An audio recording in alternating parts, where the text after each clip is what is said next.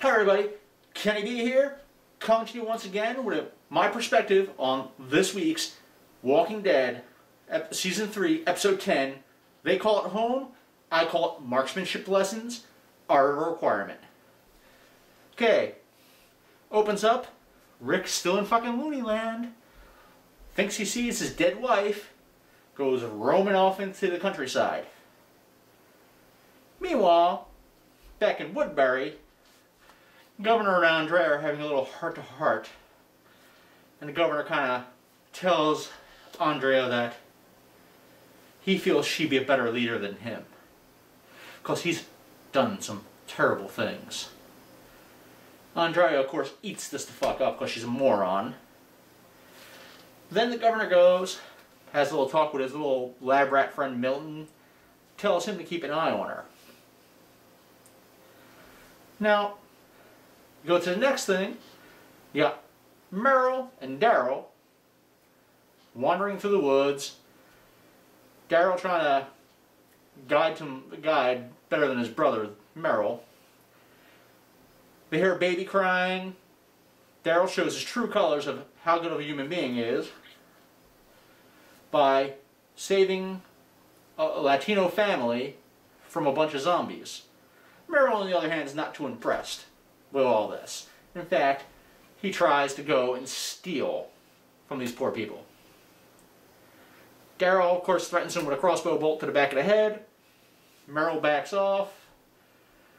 They have their little argument. Merrill's talking about how originally him and Daryl were planning on robbing the camp when they were first there. And actually, I don't think Daryl was really that type of person to begin with. I think he was just kind of doing what it took to survive, but once he saw what true friends and family are like, he changed for the better. Merrill, on the other hand, is still a fucking racist piece of shit. So, they have a little fight in the woods, little argument, tiff, if you will. No fist fighting or anything like that. Daryl's going to go back to his family, as he puts it. Meanwhile, go back to Andrea at Woodbury. She's looking for the governor. She also notices a couple of the guys aren't up on the watchtower like they should be. He goes, well, she wanders around, finds the little lab rat Milton, and asks him, where the fuck is the governor? Of course, Milton, being a weedy little shit, can't lie for shit, just kind of says he must be on a run. Andrea seems to kind of not trust him completely, not sure what to think. So then later, Carol and Axel are having a little conversation, and all of a sudden, gunfire. Axel goes down. It's an ambush. Governor's guys already somehow magically climbed up in a fucking tower. One guy climbed on the guard tower, nobody noticed. Another guy out in the tree line just peppering shots. Governor and another guy just standing out in front of a pickup truck firing away. Not one of Rick's people used the fucking sights on their weapons. It seems even Rick is kind of lax in the marksmanship department. Because these guys, the governor's guys are all standing out in the open.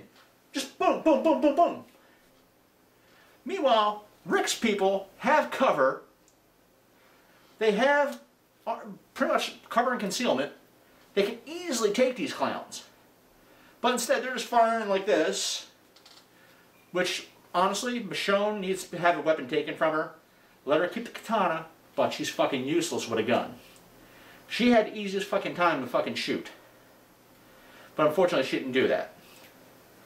So, meanwhile, Carol's pinned down, getting shot at, using Axel's body as cover. Then you go into the next stage.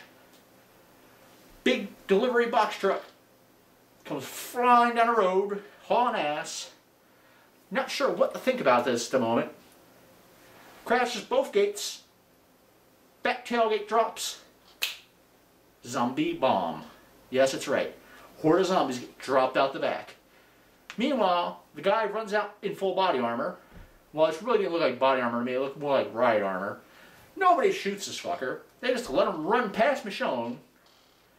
Gets up to where the governor is.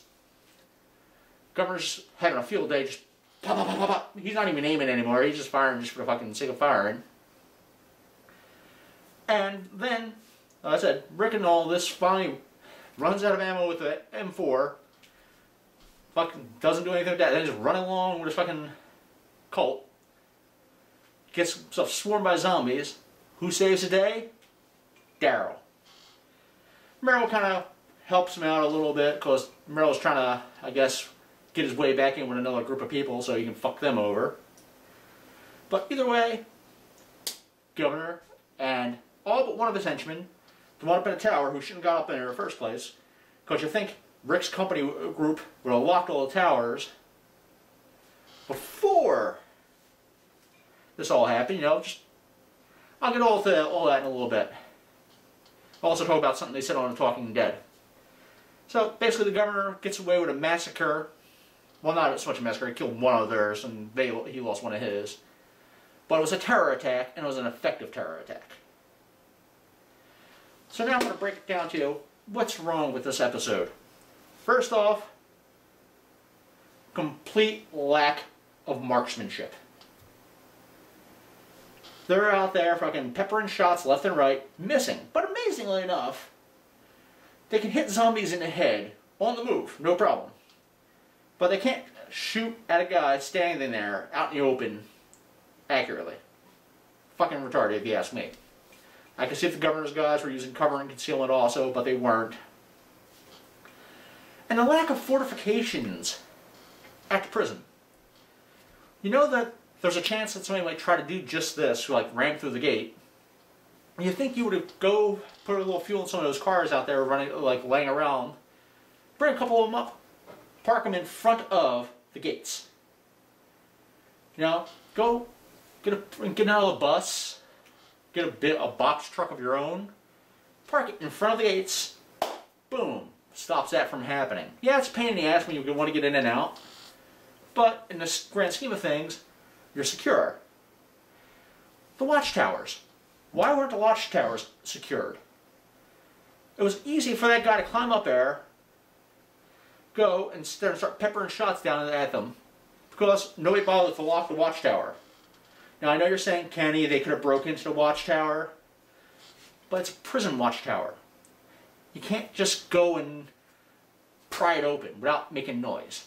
You can't shoot the lock without making noise. Somebody would have heard it. But then, of course, with Rick in La La Land and nobody else manning up, the defenses of the place are severely lacking. Now, my other question is, where's Tyrese, his daughter, you know, his two assholes? Where did they all go? Did they move to another cell block? Did they just like completely go back out and find somewhere else to move to? That's the question we're going to have to find out. But for now, oh, sorry, I almost forgot. On Talking Dead, they had one of the producers or somebody on there saying, well, Rick and them didn't need to fortify their location. They didn't need to, those preps weren't necessary. Obviously, sir, you have not been through the zombie apocalypse. You haven't been on island with hordes of zombies running around. You haven't been to Willamette Mall trying to survive in there. Trust me, you want to always fortify your location if possible. The only time you won't is if it's only a temporary space, and even then you're going to try to put a little defenses in place so you can sleep a little soundly. But you're always, always, always going to defend. Set up your defenses so you can defend them easily. So, sir, you need me on The Talking Dead. I'd be a far better host and guest as opposed to some of these other people you have on. But I'm not going to complain. Just a fact. So, folks, like I said, once again, write into the people over at Talking Dead AMC. Tell them you want me, Kenny B, to be on The Talking Dead. I will make that episode shine. And if you have any questions, email me at kbeaumont44@yahoo.com. Look for me on Facebook. Follow my blog, mallninjas.wordpress.com. Till next time, Keep your weapons handy, trust no one, and remember, the zombies are going to eventually come. This is Kenny B, signing off.